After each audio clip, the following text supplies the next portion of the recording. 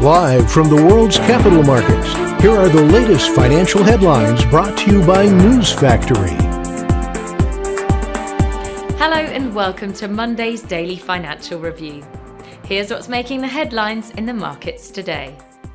The dollar-yen pair traded sideways in the last session. The ROC is giving a negative signal. The Bitcoin-dollar pair dove 1% in the last session. The ROC is giving a negative signal. The Aussie dollar price remained largely unchanged in the last session. According to the Williams indicator, we are in an overbought market. The oil gained 0.7% against the dollar in the last session. The ROC is giving a positive signal. Coming up, the choices from our chief analysts for today.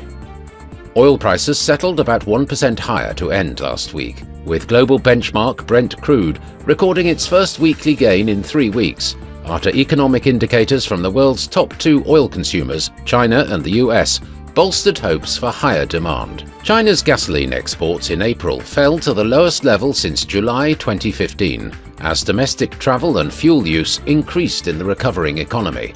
April exports of gasoline stood at 400,000 million metric tons, down 50.8% from a year earlier. The Dow Jones Industrial Average closed above the 40,000 mark for the first time on Friday, with other major indexes also scoring weekly gains, as data supported expectations for interest rate cuts by the Federal Reserve this year.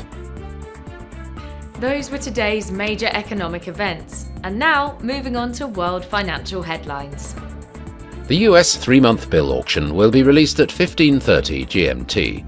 The US 6-month bill auction at 15:30 GMT.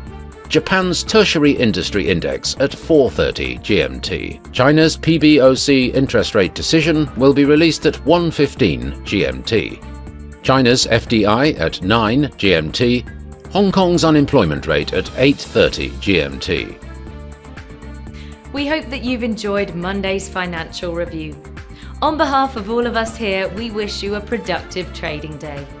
Be sure to join us tomorrow morning for the latest news and events from the financial markets.